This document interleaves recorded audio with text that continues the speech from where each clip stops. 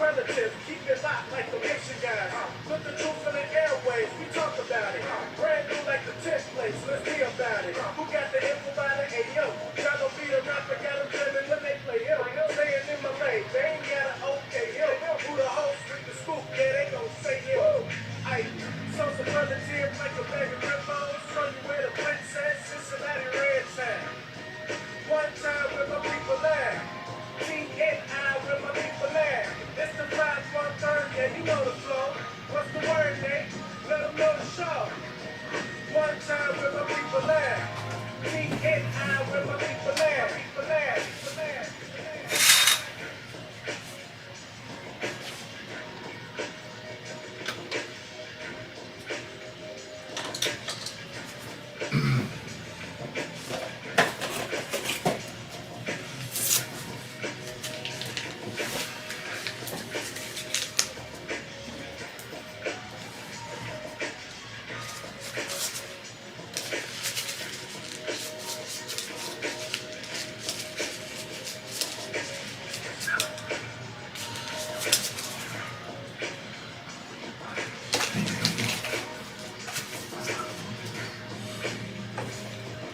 Hey, good morning, everybody. Welcome back. Welcome back. Good morning to you. Getting a little bit of a late start here this morning. My apologies. Good morning to you. You got me at least until 10 a.m. So the sound's echoing, huh? Let's take care of that real quick.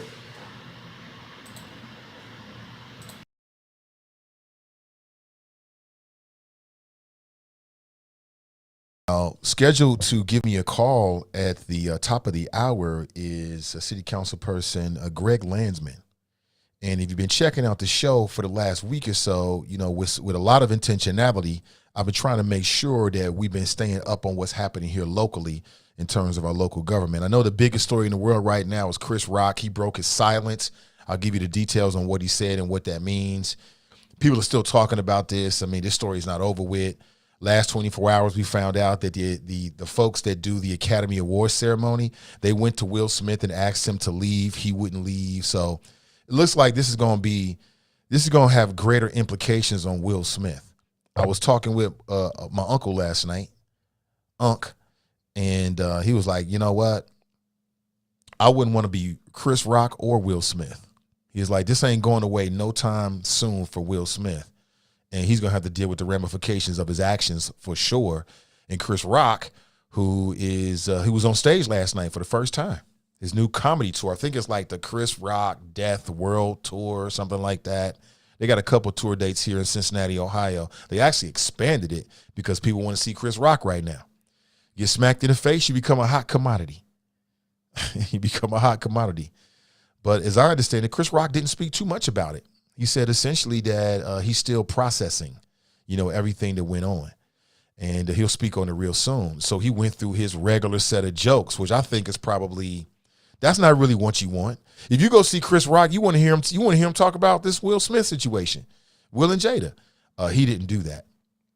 And as I understand it, Will Smith has yet to reach out and give a direct apology to Chris Rock. Chris Rock's brother, Tony Rock, who actually worked with Will Smith and Jada Smith on a sitcom many years ago, he's been on Twitter saying that basically P. Diddy lied. There was no summit. They didn't have a beer summit and agree and get along. And that, you know, people trying to turn the story, the narrative on Chris Rock like he's some kind of like he's anti-black woman. You know, this story has been so interesting, man. All the different splinters in public opinion.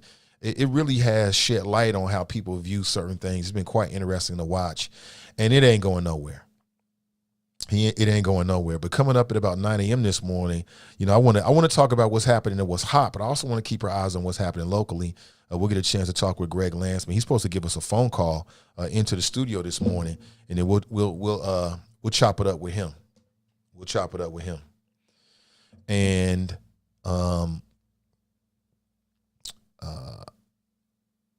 hold on one second.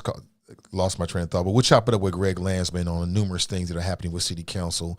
And look, my endeavor is within the next month is I want to talk with all the members of City Council, at least on some point. I want to touch them on some issues.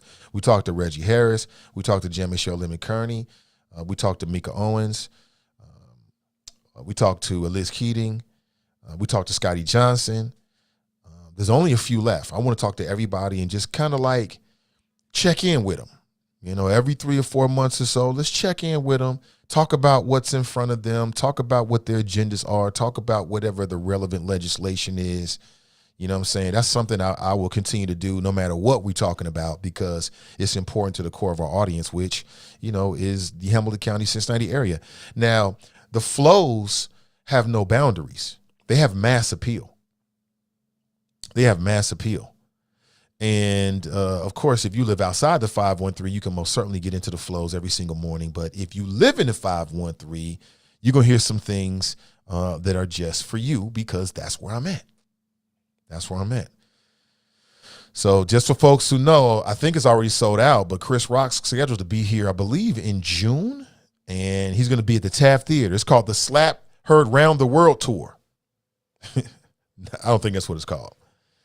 In early June, he's supposed to be in Cincinnati, and they increased the date. Man, some of them tickets going for $1,200 front row. I can see it going more expensive than that. Everybody want to hear from Chris Rock right now, and it's got to be difficult for Chris. I got a lot of sympathy for Chris Rock. Number one, I hate bullies, and Will Smith is a bully.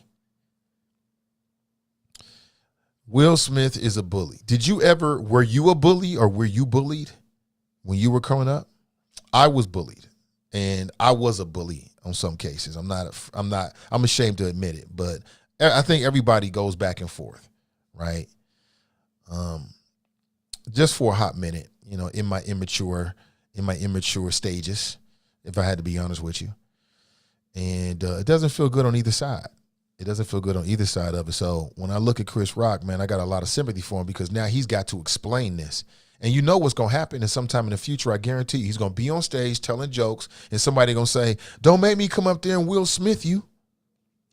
That's something he's got to deal with now moving forward. In fact, it's going to happen to a lot of comics now. I guarantee there's going to be videos put out there of people, and I've already seen these videos. I've seen videos of primarily black comics, and they start to going back and forth with somebody in the audience, and the person leaves the audience, walks on the stage, and goes straight after them. I've seen it over and over again. But this Will Smith thing was something different. He's at the Academy Awards with the good white people. You can't do that with the good white people. And there's definitely going to be some ramifications because of everything that's been coming out lately. Everything that's been coming out. It's going to definitely be some ramifications for that brother, and he deserves it. I'll say it again. I wouldn't be mad if Chris Rock pressed charges on him. I would not be mad. Not one bit. Good morning to you. What's up, Deshaun? What's up, Sister Iris? What's up, Mika? What's up, Kelly? What up, Glenn, Darlene, Crystal? I can imagine he's probably still in shock. Yeah, I can imagine it. I hate to see people get done that way. Hate it, hate it, hate it, hate it, and hate it. Unless I don't like those people. And then in that case, I like it when I see it. I'm just being honest with you. Man, I'm just being honest with you. Some more local news here. It looks like the University of Cincinnati have a new police chief, and guess who it is? It's the former Cincinnati police chief, Chief Elliot Isaac. He is now accepted a new role with the University of Cincinnati. So you know we got to check up. We got to catch up with him. He's going to take over the role of Director of Public Safety and Chief of Police at the University of Cincinnati. So I spent a lot of money at the University of Cincinnati, so I feel like I can talk about whatever I want to talk about when it comes to the University of Cincinnati. That's interesting. Retire. You got that chief retirement, which I'm sure that's a nice package. I don't know what it is, but I'm sure it's a nice package. You retiring as the chief? And then you go straight into another role, I would say, compared to what he's doing with the university at Cincinnati as the Cincinnati police chief or chief of police, I would say that being the University of Cincinnati police is going to be a lot less stress. Yes, I am on today. Absolutely. Absolutely. Hold on one second here.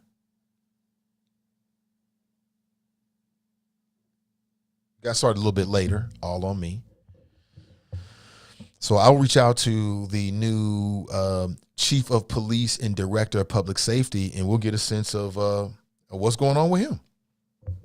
There's always things to talk about. And see, first the way we'll do it is I'm going to talk with some university students, probably at the some of the black organizations and get a sense of what's going on. And then we'll talk to Chief Elliot Isaac once we know what we really want to talk about, or at least we'll have more to talk about. But as I said at the top of the hour, I'm scheduled to get a phone call from a Cincinnati City Council person, Greg Landsman. I think we've got him on the line right now. Good morning, Greg. Welcome.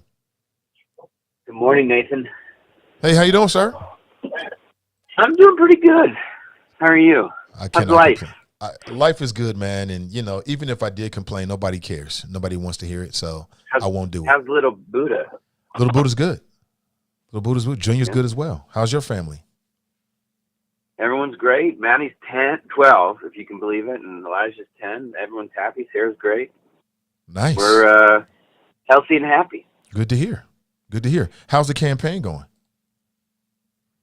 It's good. It's great. I mean, you know, it's I will say what's happening in Columbus in terms of the supermajority, the Republicans that refuse to like just follow the law and produce legal maps is really remarkable, outrageous. I mean, it's like a pre-steal. They just will not follow the court order and produce maps, state legislative maps or congressional maps that are constitutional. And I'm not sure what's going to happen because the Ohio Supreme Court is pretty insistent that they follow the law. And it was voters who passed the constitutional amendment to end gerrymandering. Now that said, the district that here in Ohio, or in Ohio 1, it's the first time the city of Cincinnati is in the same congressional district, which is great. So the city's in Ohio 1, and the district has changed from a Trump +3. That was what Aftab had to run in, and Kate Schroeder. It's now a Biden +8.5, so an almost 12-point swing. It's going to be a very difficult race for Steve Chabot, who's become a radical. I mean, he just, from January 6th on, he's just become a different person. But it really should all be in Hamilton County. It shouldn't go into any other county. And so hopefully it ultimately becomes just a Hamilton County only district. But even if it stays the way it is, you know, I think this is Steve Chabot's last term, which is very good. But, you know, but I encourage people to spend more time, you know, watching what is happening in Columbus, because it is so anti-democratic. You know, the constitutional amendment that we voters passed said no more gerrymandering, and they will do whatever it takes to stay in power, and it's awful. It is so crazy, and it's part of this larger effort to suppress suppress the rights of voters, and subvert democracy. And I don't say that, you know, without really thinking about it. This is, I think, one of the most critical moments in our democracy. You know, we're going to have to spend the next, I don't know how many years, fixing this, because it's really gotten to a point where if we're not all in to fix this democracy and save the republic, then, you know, I'm not sure what happens. Yeah, for folks who may not understand, you're running against Steve Chabot in the 1st Congressional District here in Ohio. Is that correct? Yeah, and so I hadn't been paying as much attention as I should have, you know, because my head had been, you know, all in on just the you know, stuff happening in the city. And while I'm still very much, you know, all in on local politics, you know, running in this race against a guy who's been in Congress for 30 years and watching what's happening in Columbus, I'm becoming more and more outraged by the fact that voters said, look, no more gerrymandering, where, you know, politicians pick their voters. The Ohio Supreme Court, which is, you know, a majority Republican court, said you have to follow the law, and then the Republicans in the legislature refused to do it. And no one seems to, like, really care that they're not following the law and giving state legislative maps to the court that are constitutional, and that's why they're not on the ballot yet. They have not resolved the issue, and they've not resolved the issue on the congressional map because this group will do whatever they can to stay in power, and it's very scary, very, very, very scary. And I hope people start to spend more time talking about it and calling folks and getting, people to report on it and newspapers to write editorials about it, because if we don't have our democracy, we are lost, and bad things are going to happen, worse things. And so, it has got me even more fired up to make sure that not only do we win and retire this guy who's been there for 30 years, but that we are all doing everything we can to, protect voters and to save this democracy. Because I think, it is not in a good place. Probably as scary of a time as the Civil War, since the Civil War. January 6th was a moment of truth where, in addition to the insurrection, a lot of folks went back in there and voted, against certifying a presidential election. And so, and this sort of subversion of democracy is happening all over the country in legislatures, including ours. So, not what I came on to talk about, but it's happening right here in Ohio, and I worry, A, about it and what it means for the future of democracy, but B, that we're not really focused on it. And,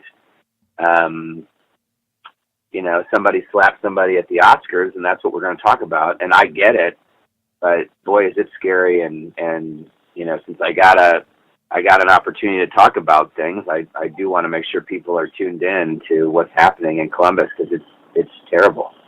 No, I think you're right about that. I hadn't thought about it because it's on my radar screen, but you use the term fired up. Yeah.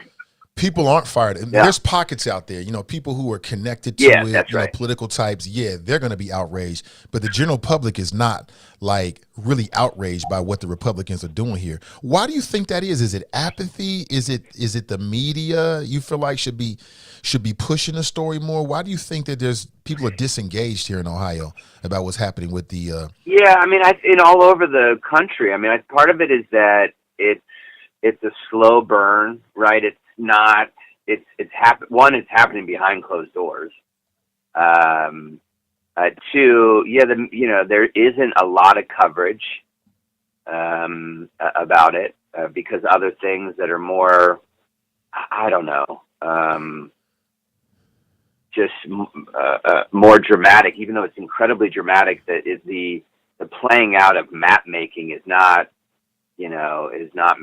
a dramatic thing, even though it has dire consequences, right? Like they're either going to be legal constitutional maps or they're going to be illegal unconstitutional maps. And so I do think the coverage is a big piece of it. And then, I get it. I've got 2 young kids and at the moment a really serious job at City Hall, and then running, I got a lot on my plate. We all have so much, and coming out of this pandemic, man, we are all anxious and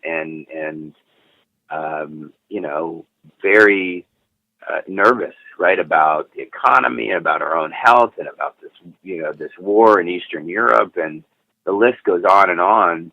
And so I'm the capacity to take on another thing is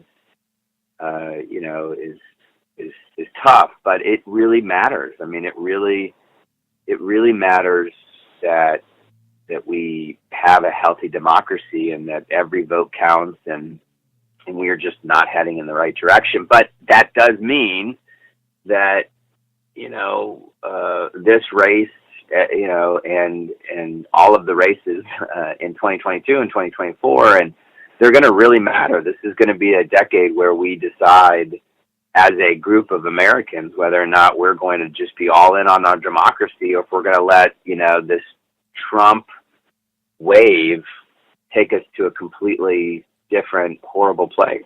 And obviously I'm all in on, let's save the democracy. Hmm. Yeah, I mean that's interesting. You know, I'm gonna do my part to spend more time on it because after hearing you say that, you're absolutely right. I mean, this is huge. I mean, this what they appear to Huge. be trying to do is, as you said, I don't think that you're laying it on too thick. Is they're trying to subvert democracy by picking the constituents instead of constituents picking the candidate, right? Yeah, And it's like a pre-steal. Like there would be really competitive elections where voters would get to decide, and in every case they're going to keep a Republican majority, but there are all these districts and constituents that would be served by the people, by somebody they would want, right? But instead, because you have these Republicans in Columbus choosing the voters, they're not going to get that choice. Now, that's on top of all of these efforts to subvert individual voter rights, right? Limiting the number of days they have to vote, requiring more and more stuff for them to bring when they do vote.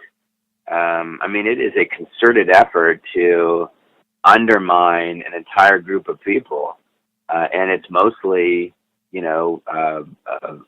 black and brown, lower income folks who are going to get screwed here. talk to us. I mean, my opinion. I want to talk about city council, of course, but I want to talk about the first congressional district. So again, tell us, is it in limbo right now? I mean, here you are on the campaign, and you don't have Yeah. any real idea. So what does that mean for your campaign? So, because the Ohio Supreme Court has not yet invalidated the second round of maps, and they may not. They may, because it's an unconstitutional map here in Ohio 1. A congressional district, this congressional district should only be in Hamilton County. The only reason it goes up to Warren is to unduly favor, one party over the other, and that's unconstitutional. That is we said in this ballot measure that passed by voters several years ago, you can't do that anymore. So, on one hand, yes, it's still an open question as to whether or not this current iteration of the district is upheld or rejected. I suspect it's rejected. But we're going to operate under the assumption that it stays, or at least it stays through this election cycle. And that is, so the current Ohio 1 is very different than what it used to be. It used to be half of Cincinnati and everything to the west. Right, and that really was good for Steve Chabot, and that kept him in power, even though he doesn't represent this community in a way that would get him elected if it was fair. Now it's all of the city of Cincinnati and then everything to the east, so that they could grab Mason and Warren County. That is a very different district, and it's not a Biden plus 20, which it should be, but it's a Biden plus almost 9. And that's going to be a very hard district for, a guy who's been representing the west side of town and been in Congress for 30 years. So, we feel really good, and we're campaigning hard, and the enthusiasm for change is palpable. I mean, people just, Republicans too, they don't want this anymore. Now, there's a base of the Republican Party that wanted, but, most of the folks that I talk to do not want, more of the Donald Trump nonsense chaos. I mean, they want to return to some level of normalcy in our politics. So I think this is the last term for him, but we're going to have to work our butts off and build the biggest coalition ever, and that's what I'm determined to do. But it's all of the city of Cincinnati, and then, sort of go up 71, the east side of Cincinnati. That's all now in Ohio 1. So I think it's almost like 250,000 new voters for him. So it's going to be tough for him. But it's also going to be one to beat beat a guy who's been there for 30 years. It's going to be tough. So we're all in. But I will say, I left my other job so that I could focus entirely on council and this campaign. I was doing, education, child advocacy work all over the country, and working with Strive. And I walked away from that so I could focus on council and being budget chair and helping my new colleagues who I love, all of these new members of council and the mayor, build a great culture and to get to work. And we're getting a lot done, and we're hosting the first budget hearing Monday night at 4 p.m. at City Hall. So from 6 to 8. It may go longer depending on how many people show up and sign up to talk. But before the administration submits its budget, I want folks to be able to weigh in and tell the administration what they want in this budget. And so that's what Monday is, April 4th, 6 o'clock at City Hall. Everyone, should show up either in person or on Zoom and say, this is what I want out of the budget. And we've never, at least since I've known this budget process, people get to weigh in after the administration and usually the mayor have already done their work, and it's before council votes on it. But people should be able to weigh in now, and hopefully they do, either by sending an email or by showing up in person or on Zoom and saying, I want this in this budget. Mm-hmm. No, I would agree. So explain the budget process to it. Is it the mayor comes up with a list of priorities and then sends it to council? Yeah, so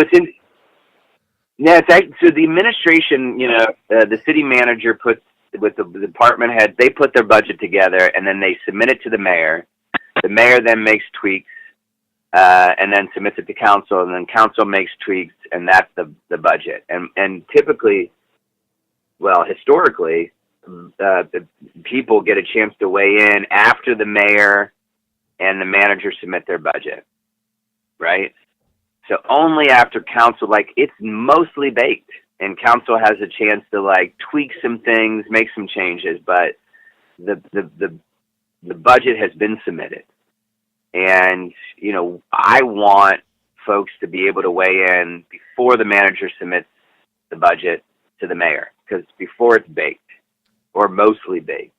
And there'll still be opportunities in, the rest of April, May, June for further engagement. I want people to engage every step of the way, starting Monday night from 6 to 8 at City Hall, where they weigh in with the manager and the administration there and the mayor and council to say, we want this in our budget. We want you to prioritize public safety. We want you to prioritize, blight and litter. We want you to prioritize housing, all of these things, so that the manager, the city manager, turns in a budget that is more reflective of what the community wants, and not just what has been the status quo. So, this is a departure from what we've done in the past, which is allow people or engage people after the manager and typically the mayor have submitted their budget. We want them to engage now before that happens. Yeah, I agree. I mean, I think the earlier the engagement, the better. And, from afar, when I looked at the budget hearing, it always seemed like a dog and pony show, if I got to be honest with you. It seems like the same old people got funded every single year. But I do know there was some changes after the death, the summer of discontent or social unrest, after the death of George Floyd. But back then there was a big conversation about defunding the police or coming up with, some different ways, reimagining, how we do our policing. Are those voices still being heard here in the city of Cincinnati, or is that kind of died down? I think it's died down. I'm not going to lie. I think it's died down. But I will say, the impact was pretty significant in terms of, on the police side too. George Floyd was the murder of George Floyd was a wake up call across the board, including in police departments. At least, certainly, I can attest to the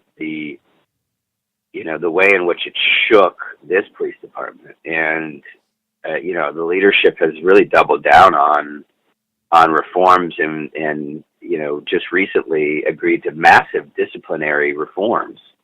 And so, meaning that moving forward, if there's an issue and somebody needs to go, getting rid of that person is going to be infinitely easier because of the disciplinary reforms that the FOP and the administration agreed to in this most recent negotiations. That's a big, big deal. And I think the police and the community are working more closely together. One of the things I fought for was the reestablishment of the Safe and Clean Fund, which gives money to communities that are working with police to target together hotspots, right, where we see a lot of crime and violence, but they're working together, and they come up with a plan together, and that empowers them to go after these areas as a team, not separately. Same with litter and blight. They come up with a plan together, and then it's funded out of the Safe and Clean Fund, which I think will make a big difference in terms of reducing blight, reducing litter, reducing crime, violence, and increasing community police relations. So I think it's going to be pretty transformative, and it's all getting rolled out in the next couple of weeks. But I think people, went back to their lives, which is okay, but hopefully this budget process will allow folks to, the way we're going to approach engagement, allow folks to jump in and say, over a sustained period of several months, this is what we want to see.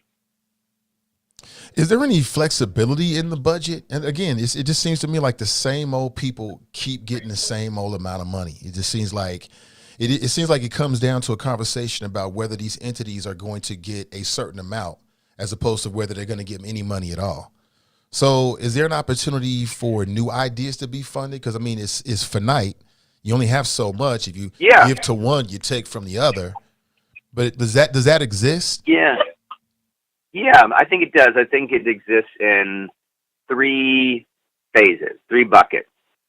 Short term, I think there's an opportunity for change. I mean, one of the things that Jan-Michelle Lemon-Kearney, the vice mayor, and I are working on is building out a sort of a boots on the ground fund in the budget to support these organizations that have been doing incredible work, really close to the people that we want to serve, but they just don't get the funding because we haven't set it up structurally in the budget. That's something she and I are going to fight for in this budget. But yeah, there will be opportunities in this budget. But then there's all of the federal resources that are coming in for the infrastructure bill, through hopefully the passage of some version of the climate and jobs bill that was called Build Back Better, the American Recovery Dollars. That's the second bucket. And then there's going to be an opportunity over the course of the next year or so to start to think about what kind of next generation budget do we want and build it together. And go after some new revenue as a community. And so I think about it in those 3 buckets.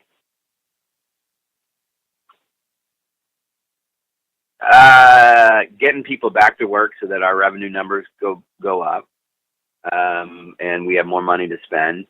Going after the legislature and saying we want more of our money back, and doing it with the business community so that we're not alone. And asking these folks, begging, demanding that, they release some of this, multi-billion-dollar rainy day fund, stop giving out massive tax cuts to people who don't need it, to the wealthiest in Ohio, and start giving us money so that we can fund police and fire and sanitation and our pension and all these other things, and also do a bunch of work that we all want to see done, like housing. And for me, and others, investing in childcare and youth employment and the things that are going to really build out an entirely new middle class. And then ultimately, putting something in front of voters and saying, look, this is what we want as a community to be able to invest in, and let voters decide if they want to see an increase in the income tax, which has not moved since 1988. Now, do we have a 1988 city? No. And do we want to have a city that is growing and is growing in an equitable, super diverse way? 1,000%. But you can't just go to voters and say, give us more money. That's, as a voter, I probably say, if you don't have a plan, I'm not going to do it. So we've got to build a next generation budget and together, and then be really intentional about what we put in front of voters. But I do think a big piece of it is going to the legislature and saying, give us our money back. I mean, they cut $200 million out of the local government fund, and that's money that went to police and fire and to pensions and sanitation. We need that money back.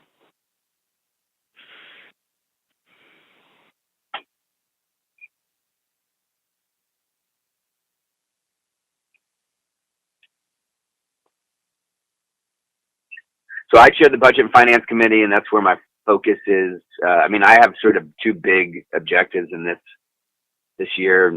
First, this term, which is, get this budget right, and because so much of it depends on, so much of what our work is depends on where our dollars are going. And then two, just be a reliable partner to the mayor and the manager and each member of council, as sort of the senior person there, to build a healthy culture where people are working together and they're solving problems together and they're disagreeing. Disagreeing is great. Being awful to each other is not great. That's awful. And so, we have had a lot of 5-4 votes, which is good. There's not consensus on everything, but we have not had the kind of dysfunction that has plagued City Hall for a long, long time. And anytime I or others see, sort of somebody, heading in the wrong direction in terms of bad behavior, we sort of pull them aside and say, look, hey, disagree, but, be civil, because we have a responsibility to be adults and to solve problems and to stay together. And it's so far worked. Now, we're only, 90, 100 days in, but, these cultures get set early on.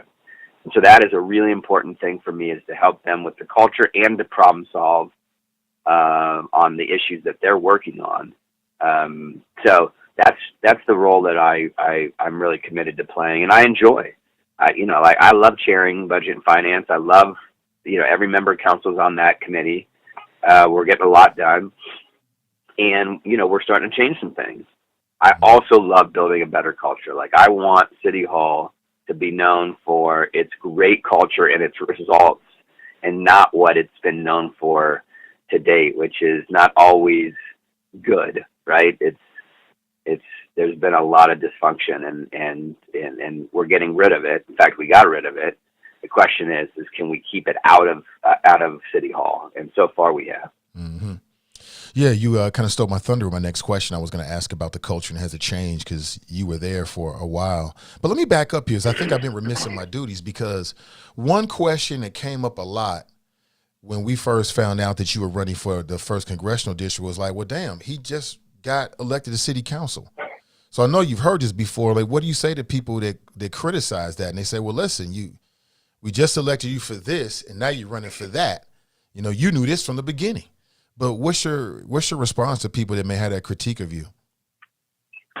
Yeah, the first thing is, like, I'm all in, in terms of the work at City Hall. I left, council is a part-time gig. So most of us have other jobs. I think all of us do. Most of us do. In any event, I left my other job, which is, something I'm very passionate about.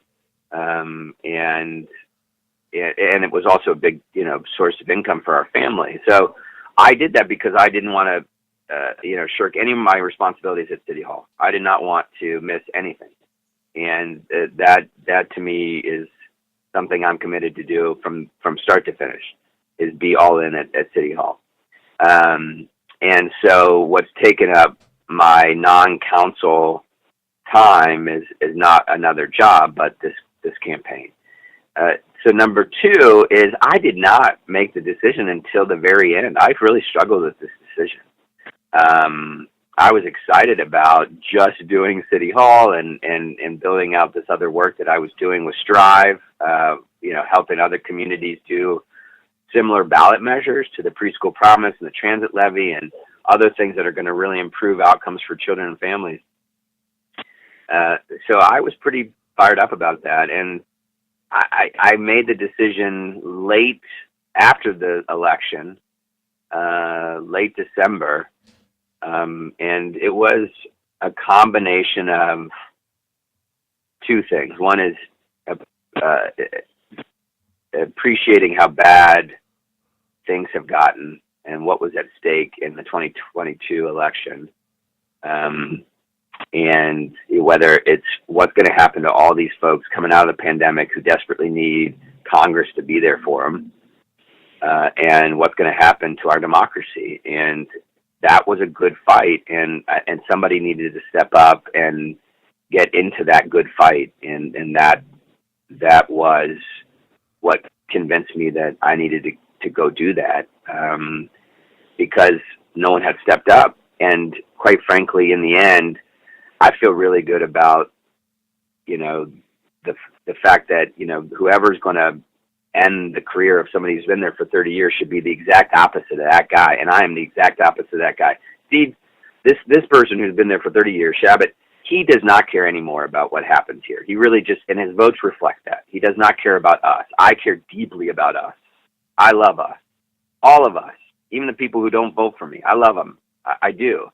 And, he hasn't done anything. And in fact, now he's voting to undermine all of the stuff we're doing. Again, I'm the opposite of that. Like, I'm not known to be as a super charismatic guy or, flashy, guy who is great on Twitter. Like, I'm a workhorse who gets things done. And that to me is the best contrast possible.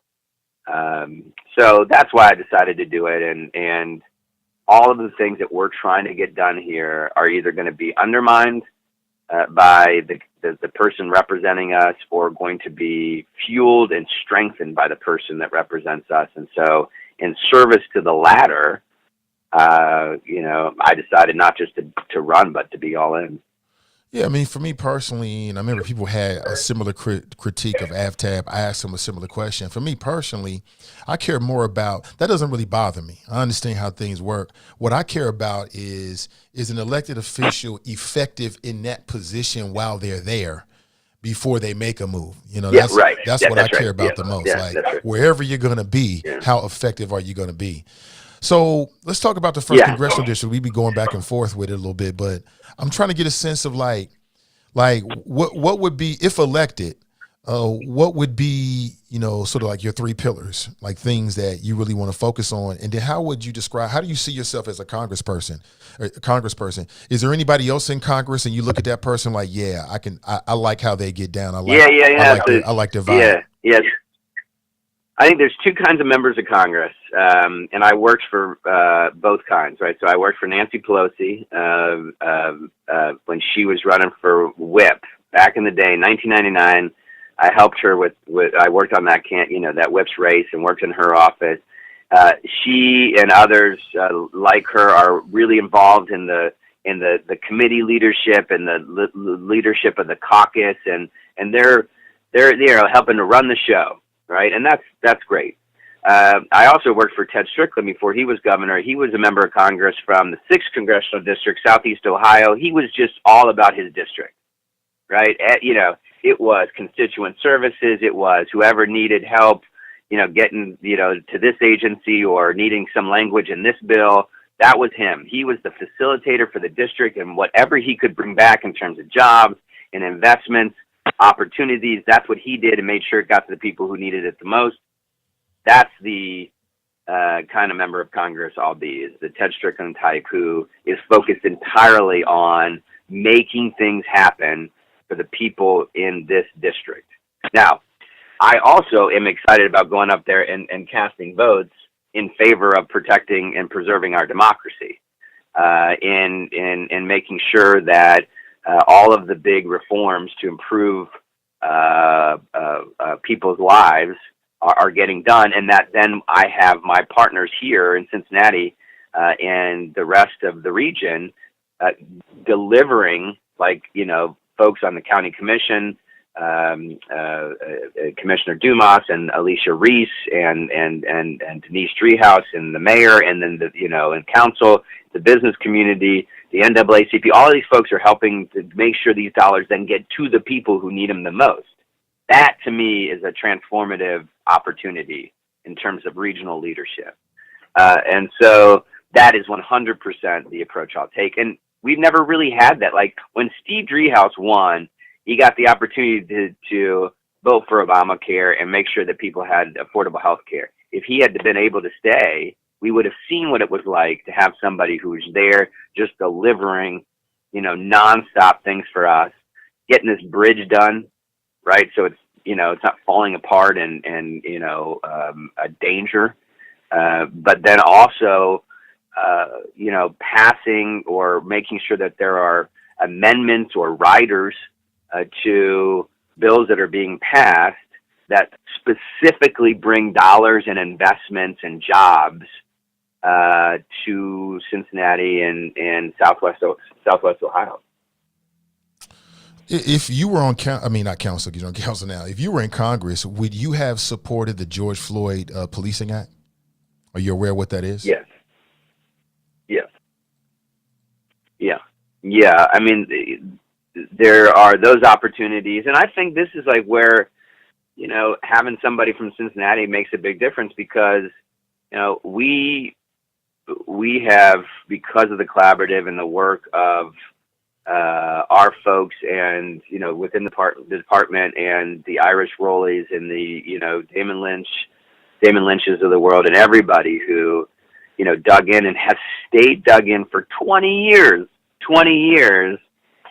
we have pursued most of those reforms. And to be able to have that kind of credibility to say, pass this, it works, is, something that I'm going to be very excited to do. But this is one of, several big votes. I mean, there are a few bills that are associated with protecting our democracy and ending election subversion and really lifting up voters. Those are very important votes to cast. And then there are the economic related votes that are all about getting incomes up and prices down. And if you think for a second that we can't do anything about gas prices, let me just tell you, yes, Putin's war is driving up gas prices. There's no question about that. But these oil companies are experiencing record profit. One group of people want to protect those profits, and they will do anything to stay in power to keep those tax cuts in place. Then there are those of us who would say, no. You are experiencing a windfall of cash, and consumers at the pump, working people, are paying more. We are going to tax those windfalls, the massive profits, and we're going to give them to consumers, and we're going to get gas prices down. That is the differences between what one group wants to do and the rest of us is so stark, and it will make a difference in terms of lowering prices and getting incomes out. Let me get your thoughts, since we're talking about national issues, and in particular issues I think are important to this audience. What are your thoughts on, and this is going to be real general, but just in general, there's a real conversation inside the Black community about the support for reparations. As you as congressperson, you might have a chance to vote on that. What's your general opinion about that? Well, I think you have to build an economy that is fair and equitable, and those are two very different things. But I think it's a long-term play, and restructuring the tax system, restructuring the economy to make sure that it is lifting up and providing enormous opportunities for those who have been most marginalized. So I'm all in to be not just a yay vote on some of these things, but to lead the good policy that gets passed so that it is a restructuring of the way our tax system and our economy works. Right. And I hear you that, but specifically on the issue of reparations, I mean, again, without having a bill in front of us, I think you're aware of the general concept. What I'm asking you, Greg, is, would that be something you would support in, that concept, the reparations to what people call foundational Black Americans? Would you be in favor of that as a congressperson? Now, I know it depends on what it actually looks like, but I'm saying in terms of the concept. Yeah, I think, this is one where, like, what matters most is changing the way in which our economy works and the tax system works. Now, just because I think this is really important. There are certain things that the Republicans will do to try to, they'll stop at nothing to stay in power. And beating this guy who's been there for 30 years, who is not going to do anything on any of these issues and is going to actively undermine all of it, will use whatever he can against me. So this is me being a little political and telling you that it is all about the policy. And when it comes to generating opportunities and wealth for those who've been historically marginalized, particularly Black people in this country, I am all in. Okay, so you would be in favor of cutting the check. Let's just cut to it. Is that what I hear you saying? I mean, look, I think that what I would be, I want to see incomes go up, right? And there's a whole host of ways to do that. But I don't think it's like a check, right? Like it is a long-term commitment to say, we are going to get wages up. It is going to be, between a minimum wage increase to some sort of basic foundational income. And that isn't just like righting historical wrongs. That is how you build a better economy. That's how you get the biggest middle class ever, where you have everybody spending money on goods and services and growing your economy. So it goes beyond, I think, sort of this momentary, how do we right this historic wrong, to how do we completely restructure this economy and our tax system so that you are, as the president has said, building from the ground up, in the middle out, and ending decades of doing it from top to bottom that has not worked, has never worked, will never work. Yeah, I'm not 100% happy with your answer, Greg. I gotta be honest with you. I feel like it's both. I think in terms of changing those things systemically and changing the economy, absolutely. But I also think America has a debt that's owed, and she'll never reach its apex until she actually deals with that, right? We all got to deal with our debt. America has a debt. Are you aware of H.R. 40? No. Is H.R. 40 a reparations bill? Yes, it is. Yeah. Yeah. I will do you this, Nathan. I will go and read H.R. 40. I'm looking it up right now, and we'll talk more about this. Okay, that's part fair. of it is just like, part of it I will tell you is like, this guy's got to go. He's got to go. And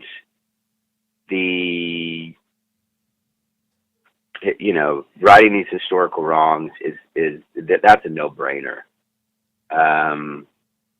Giving this dude and everyone else who's going to come after me with millions of dollars, come after all of us, ammunition to keep him in power, I'm not going to do. Just not going to do it. So I'm with you. But that doesn't mean that. Yeah, that's all. Yeah, I'm with you on that. But I think there are issues that the community may have that are very important that I think anybody running for Congress 1,000%. right should be aware of. And should be open to hearing what they have to say. And when it comes to reparation, you got HR 40. Like, is that going to be something that you realistically will have a vote on in the next term? I can't say that. Probably not. But it's something on the minds of at least the people in my audience, and I need to ask that question. Yeah. No, 100%. 100%. I will tell you, so I'm looking at it. So it's Sheila Jackson Lee's bill. You have got to watch, because they're on the same committee, Shabbat and Sheila Jackson Lee. I mean, he is just so outrageously disrespectful and I've seen some of awful. So, oh my God. Yeah, I think the people in the first congressional district will be served much better once Shabbat is no longer there. Much better. I think they've been underserved for a long time.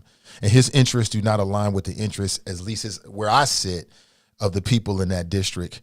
And, somebody could come in and do a much better job, and perhaps that's you. When is the vote? Yeah. When is the actual, well, do we know that? Is it limbo or? There's at least going to be November 8th. I mean, November 8th. I feel confident that there's an election in November 8th. In terms of the primary, we don't have a primary opponent. He does. It's pretty crazy. And so we'll see what happens to his primary. But we don't know if that primary is going to happen in May or August, because they do not have state legislative maps done yet. And if they have to do another primary in August, they could move the congressional primary to August. But right now it's May. He's got a primary, we don't. And we'll see.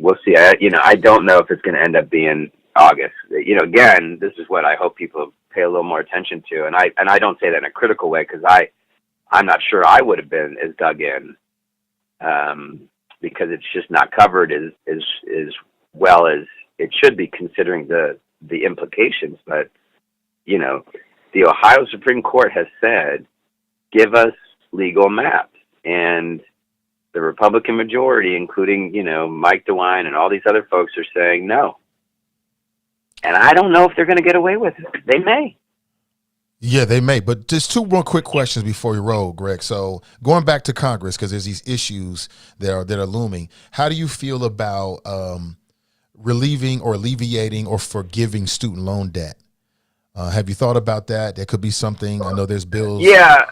Is there a number? Yeah, would you be in favor of completely alleviating or people's debt, or is there a number there, like a certain amount of student loan debt? What's your opinion of it?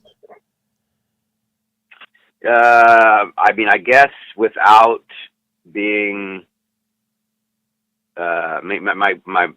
my immediate reaction is like, get rid of all of it. I think college should be free. I think education in the United States should be free. I don't know why the alternative is like, I understand these things cost money, but yes, I think I'm not entirely sure what the Biden folks are doing here. Or maybe it's an inflation issue. Maybe they're just trying to, get the timing right.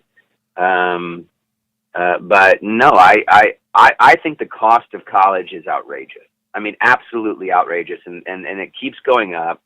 And part of that is the fact that we don't put money into it, as much money as we need to. But it should be free to go to college in the United States. And the fact that it's pricing out the cost of college and universities are pricing out middle class Americans, working families, and disproportionately pricing out Black, brown, families is outrageous. So yeah, get rid of all the debt. It's a larger issue to me of, I think child care, preschool, K-12, higher ed, all should be free. And, that isn't just some crazy, liberal progressive position. That's just good economics. That's just smart economics. Invest in infrastructure and invest in your people, and you will be a global leader with an economy that has the best, most diverse middle class that's going to sustain growth and prosperity, period. And if you don't invest in those things, you're going to have a sluggish economy. So yes. Well, Greg, listen, thank you so much for your time. Again, you're asking people to let their voice be heard in the budget process. And how can they do that again? And what's the time frame? Yeah, so they can do it any day of the week. They can send an email to members of council, to the mayor, to the administration, and say, "Hey, these should be the priority. Please focus on this." The emails do get read. So email. You can come to Budget and Finance every Monday at 1 p.m., but you can also come to the first public hearing, which is Monday night, April 4th, from 6 to 8 at City Hall. You can do it in person, or you can register on Zoom to do 2 minutes and get your colleagues, your friends, your family to come in and jump in on something, because, excuse me, it does make a big difference in terms of, in this case, the administration has not given us their budget. So hearing from you before the budget goes in, could in fact change things in a good way. Well, Greg, I wish you the best with the first congressional district race, and we'll stay connected, man. Thank you for your time. All right, thanks, Nathan. Yep, most def. It's Greg Landsman. He is a Cincinnati City Council member, and he's running for Congress in the Ohio 1st Congressional District. And from what he's saying, like, if they keep the way that the maps are drawn right now, like I believe he said the second draft, at least on paper, it seems like he's got a big advantage. So we could be seeing the end of Steve Shavit, the creature from the Black Lagoon is what I used to refer to him as. He's just a swamp creature, man. But that's what happens when you have these districts that are so heavily gerrymandered. And I hadn't thought about it, but he's right. Like, I read these news articles, so I'm just assuming everybody else is. But in terms of outrage, people are not outraged about what the Republicans are doing, and I don't know why. Maybe it's because some people are not paying attention, they don't really understand it, or they feel like the Supreme Court's going to work it out for the betterment of the people at some point. I don't know. Then I heard him come talk about what was happening with the Oscars, and I've made my bones with it. I've made my peace with it. It is what it is. You know what I'm saying? The internet, and people have criticized me before, like, why are you talking about this? We should be talking about that. And these folks are hypocrites, number one. In many cases, people say that kind of stuff to somebody like me that does a podcast. You go back to their page, and they talking about the most frivolous shit ever. That's what I've been found. So before you send me that message, make sure you don't have no shit on your Facebook page. I'm going to go back to your Facebook page. I'm going to see what you posted, and I'm going to hold you accountable. But then secondly, that's just the internet. The internet is full of all kinds of stuff at one time. People get this unipolar vision, like it's only going to be one thing. Like, hip hop never was what people think it was. Hip hop we always had gangster rap. We always had street rhymes. We always had overly sexual, music, always. It never was what people said it was. It was all De La Soul. It never was all De La Soul. That shit was over real quick. But we romanticize things. And people romanticize, talk shows and shit like that too. Like, the world we live in now, on one day, people are going to, on the same day, you're going to have Will and Jada, but you might have some other issues that might be closer to substance, closer to the kitchen table. And I get it. You just got to learn to navigate in all of this. You can't get mad at the internet because the internet likes something. You know what I'm saying? It is what it is. But let me go to the phones. Good morning. Welcome to the show. Good morning, Mr. Ivey. This is your West Side Connection, the one and only, the most hated, and very rarely celebrated, Drop Squad 52. How you doing, Nate? Man, I'm doing great. That's not true, man. You are never hated here. Nobody hates you. Everybody loves you on this show. If they didn't love you, they wouldn't talk about you. When people don't like something, they don't talk about it.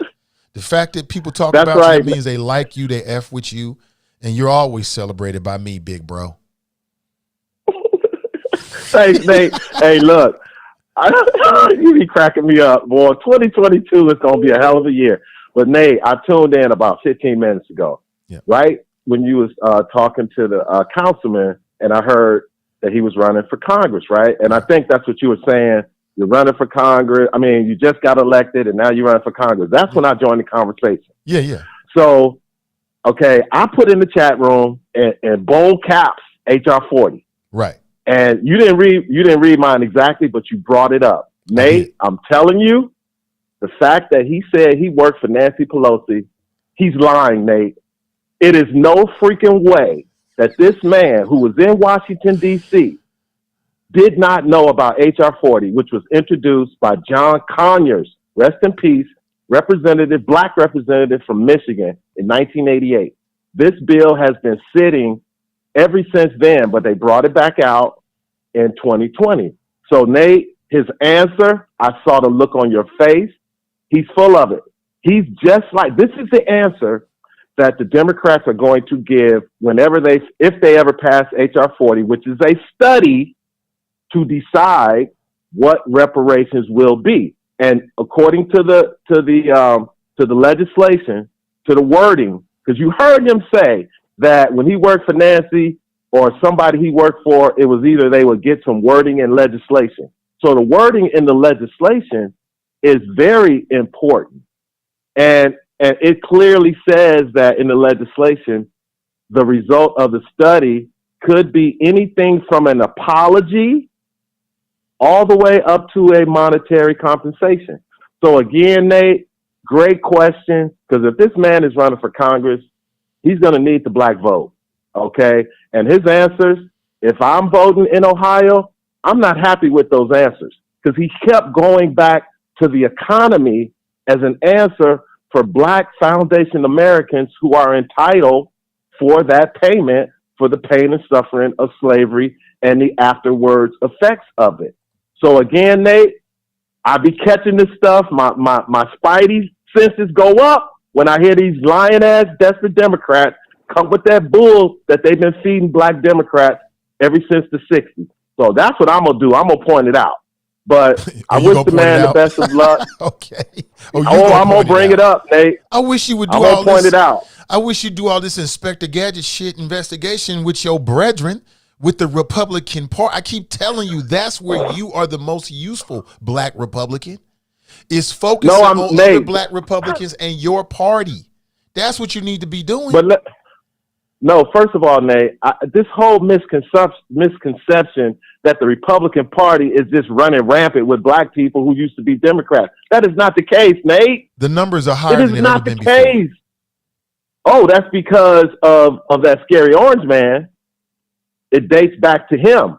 Because again, if you remember, 2016's loss by the Democrats was not only blamed on Russia, it was blamed on black Democrats for not showing up. Because guess what? That 88% that guarantees a win against a strong Republican candidate did not show up. They did not show up for Hillary.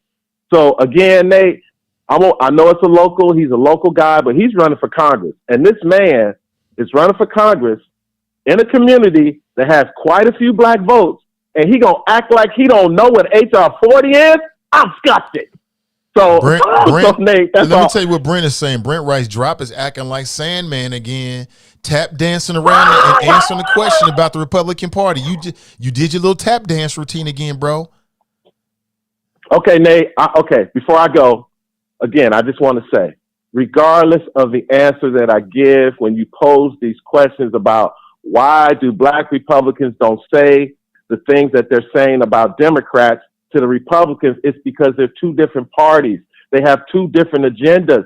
It's the Democrats who introduced HR 40 back in 1988, not the Republicans, Nate. It's the Democrats who need the black vote to win, not the Republicans, Nate.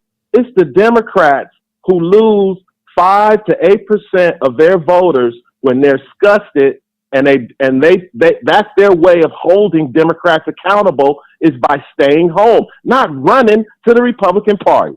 So again, Nate, I hope that answers your question, but I know it won't please the people who are expecting an answer that will never come from me. Can I tell you what Ronald just wrote? Ronald writes, Drop got standards like a motherfucker for Democrat candidates. He supported Trump ticket with Marsha Blackburn as his vice president, shaking my head. So it's like you got so many standards and all of these critiques about the Democrats. Nate. With the Republicans, you don't say a word, bro, and you know that's true. I've been telling you that for years. See, Nate, I know it's like you've been you turn telling your me that for brain years, off when it comes to the Republican Party, or you make excuses. Oh, they doing it for politics. That's what they supposed to do. Okay. When those primarily white male white male GOP senators was going after that sister last week, your response was, that's Right. what they supposed to do. And when you flip that, you'll be so critical if the Democrats did anything like that. I think that's what people are talking about. Yeah, I know. They're not going to be happy. But again, Nate, I don't want to get on the merry-go-round with the whole black, not Democrat philosophy. But I'm looking at the clock at 7:03. I want to let some of the local people call in because I don't know how long your show's going to last. But thank you for taking my call, Mr. Ivey. And you're welcome. And again, it is the one and only Drop Squad 52. Dropping science to anyone who got the to catch it. Peace out. Appreciate the call. Drop is employing some new tactics, some new rhetorical tactics. Now, the new tactic is don't talk about it. Keep it going. That's all good. That's all good, man. I appreciate my big bro. I want to hurt his feelings. Today's show is brought to you in part by our friends over at Renew Community Church. They do a Sunday morning live stream masterclass at 11:45 a.m. You could tap in at Renew Community Church live stream on YouTube. And on Facebook, you can tap in at facebook.com/CINCI Renew. This week, they'll be talking about violence and the 5 emotional trigger points where all violence starts. People have been talking about Will and Chris this past week, the whole conversation about when is violence okay, when is it necessary has been coming up. This could be a resource to you. Check it out. Again, Renew Community Church. The live stream will be headed up by Charlie Winburn, who I saw was in here earlier. And then I saw Shabba has some questions for him. I mean, again, brother, you can ask the man himself, how he feels about it. I think what was the question, like, why doesn't Charlie Winburn talk about the Republican Party? And I think he's been asked that before. Having gotten to know Charlie Winburn a little bit better, he ain't fazed by none of that shit, I'm telling you. And what I've learned about him is you can just ask him. He'll tell you. He'll tell you straight up. He's come on the show. We've asked all the questions. He really gets a kick out of it. I'm telling you, he don't get offended at all, not even a little bit. But I also thought, just having gotten a little bit more insight on some of the things that he's done and he's doing, that I think, what you said was, it's just based on a lack of knowledge. That's what I think it was, Shabba. I think you said something like, he never does anything of substance. I'm like, well, wait a minute. The man came on when he was Hamilton County Treasurer. We had this whole conversation about what they was doing with homeowners and what the plan was. You could have offered any question right then and there. But again, I don't need to defend anybody. I just want to tell you, I mean, having gotten to know Charlie a little bit better, he ain't fazed by none of that. And he'll answer those questions. You should ask him. Hell, the next time he calls into the show, he'll call in and then you can ask all the questions and he'll answer all your questions. I'm almost certain of it. And then maybe that'll, give you what you're looking for. See, I'm trying to go back to it, Shabba, so I can read it verbatim and get it out exactly how you said it. Just going back. Pardon me, folks. Going back. I don't know where it is now. Sorry about that. We couldn't go one day without hearing from Drop. That's right. We got to hear from Drop. Kevin writes, it's because they are distracted by things like reparations, knowing we all have problems like a mansion to actually give parity when it comes to fair taxes. Yeah. Going back to Greg's response, I believe in 2 approaches. I mean, we need to make sure that our economy works for everybody. At the same time, the descendants of slaves are owed a debt. And America will continue to be a racist country until that debt is paid. You cannot claim until that debt is paid, America's always going to have an issue. Always. I mean, we're a country of capitalism where you're forced to pay your debts without serious repercussions on your credit score or your financial flexibility. But America's not going to pay the debt. Y'all paid the debt to other folks. So that to me is key. We are a long way off from reparations being a reality, but it's going to start with Congress people. It's going to start at the local level, the state level, your congressional representatives. You know what I'm saying? It starts with when people are running for office, asking them that question. You know what I'm saying? So you know where they stand, whether you can make a decision whether you want to vote for them or not. You know, I mean, think too often we wait until people get in office and we start asking me these questions. It's like, oh, damn, I don't like the answer. I want to find out before I vote for you. Now, how important is that? You got to make your own decision, because for me, I just don't think that Steve Chabot is good for the 1st Congressional District, and haven't thought so since I've been old enough and had enough information to have an intelligent opinion about it. He ain't for us. He ain't for us. And for us, I'm talking about working class people. Like, if you was born with a silver spoon in your mouth, you don't care about politics. Unless it's affecting your bottom line directly. You don't care. Democrat, Republican, you still going back to your big house. You living your lifestyle. You don't care. Big deal. Democrat, Republican, I'm paid. I still got a vacation home, 2 of them. So those kind of folks ain't worried about it. This is a working class man and woman, black, white, Asian, Indian, American. This is working class people. You know what I'm saying? Folks that got to get up and go to work every day. So as I said before, if you're born with a silver spoon in your mouth, you might find this show as a novelty, but you ain't going to feel me. You ain't going to feel me, because I wasn't born with a silver spoon in my mouth. I had to claw it out the mud. Everything I got, I had to get it this way, or working class, salt of the earth kind of people. You may not understand. You know what I'm saying? You might fetishize it, you might idolize it, but you won't really understand it unless you're of that. That's where I'm from. You know what I'm saying? So that's where the questions kind of come from as well. Let me see.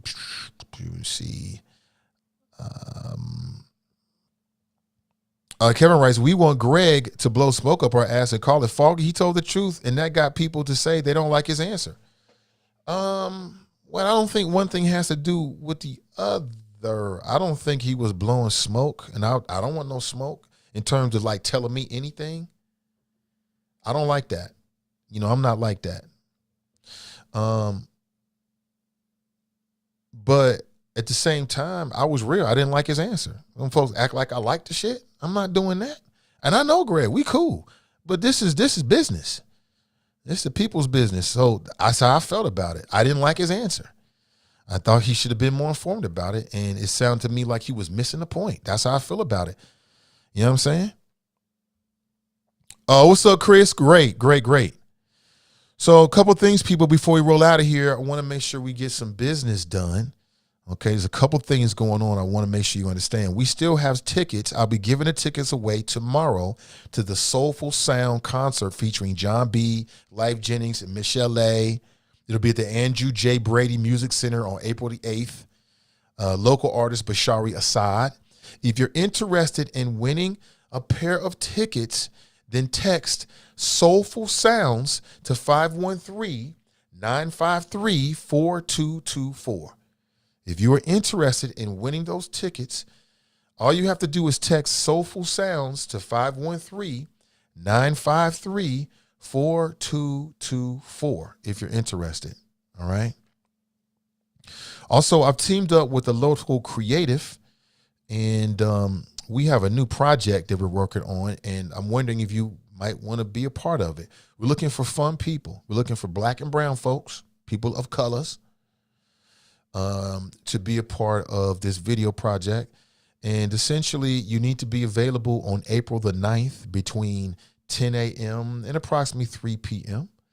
The studio space is in the Coreyville sort of Gaslight district. And we need probably no more than 30 minutes, but more than likely 15 minutes of your time. Okay, you'll be in and out before you know it.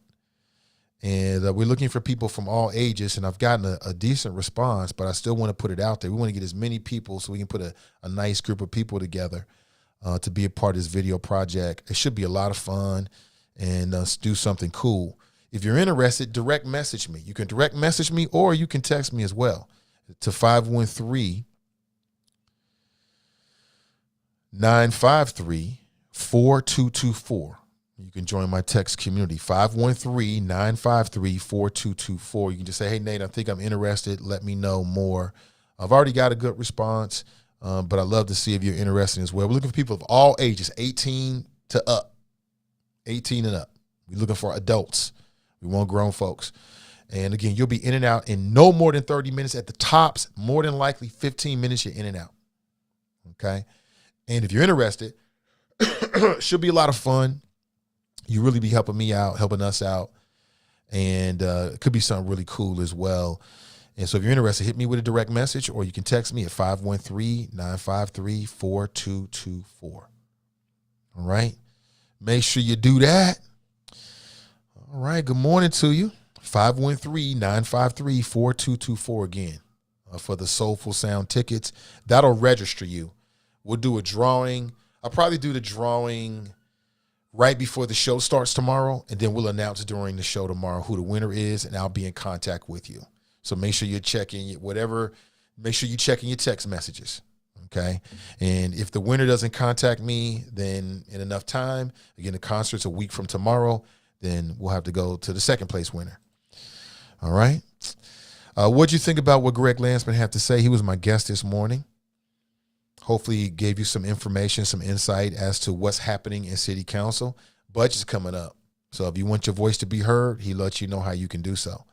And then also why he's running for the 1st Congressional District. And I think it'd be a welcome change, In terms of Chris Rock broke his silence. He did his first tour date for a stand-up last night. And during that, what's been reported is he didn't really talk a lot about it. He said that he was still kind of sorting things out. He's still trying to figure out how he feels about it and figuring out his feelings, and that he's going to have something to talk about real soon. What I suspect is Will Smith will probably talk about it first on the Red Table Talk when they come back. I don't know if they're in season right now. If they're in season right now, look for that in the upcoming episode. That'll be the hottest conversation. And I don't know if Chris will probably sit down with Good Morning America, something like that, or I don't know. It might be dope if we sit down with the Breakfast Club or somebody on the digital side of things and talk with somebody non-traditional. That'd be kind of cool too. So I don't know. That's the latest on it. And then we found out that Will Smith was asked to leave the Oscars, and he decided he wasn't going to leave. And it sounds like the Oscars, or at least who's ever putting media out, is saying that they could have called the police. Like, a lot of folks feel like he should have been escorted off the stage. And I think it was Donnie B that made this point. I mean, the wonderful privilege of being a wealthy guy, black or white, that you can assault somebody on national TV, sit right back in the audience, and nothing happens to you. That's some class shit. Every day walking around people, you can't do that shit. Your ass to be in jail so quick. You'll be in custody so goddamn quick. But he sits down and then gets back up 15 minutes later and is given an award. And people are like, at the very least, they should have never let him accept his award live on TV. And I agree with that. There's got to be some kind of consequence for something like that. And I'll say it again. I still feel like Chris Rock, he didn't go out like a sucker. I'm not going to call him a sucker because I don't think he went out like a sucker. He was doing his job, and, you know, he just got caught in a moment. But I still wish he had did something back to Will in terms of like physically retaliating, just as a man. You know, as a man, when I watch it, I feel a certain way about it. Like, gosh, I feel bad for Chris, right? Even though everybody's putting their arms around him. Amy Schumer, she is a white female actress, comic. She made a lot of money on Netflix, and I think her name came up. Her name came up when with all that shit with Monique. She put out a statement saying that she felt traumatized. Ooh, boy. Rosewood, white female traumatized. Ooh, boy. So I'm seeing a lot of that from some celebrities saying, oh, it was a traumatizing moment. I think there's a consequence to be paid. Like, more and more I'm hearing people like, yeah, I don't want to F with Will no more. The wife and I go out last night. We at a local bar. And guess what's on the television? Will Smith movie, Ali. So the way our culture works is that when somebody makes a splash like that, the people that have their network start showing their movies and their comedy specials. It is what it is. That's my time. Got to make a move, family. I really appreciate you. Have an excellent rest of your day. And I'll catch up real soon. Catch up with you real soon. And remember our motto: winners focus on winning, and losers focus on winners. So stay focused and stay winning, and we'll talk real soon. Until next time, I'm Nate Ivey, and I'm out.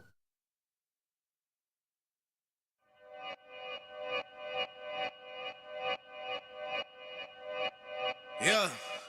Talking to my mirror like I love you so much. Curving on my critics like I heard you, so what? You can't kill my confidence, I think I'm the man.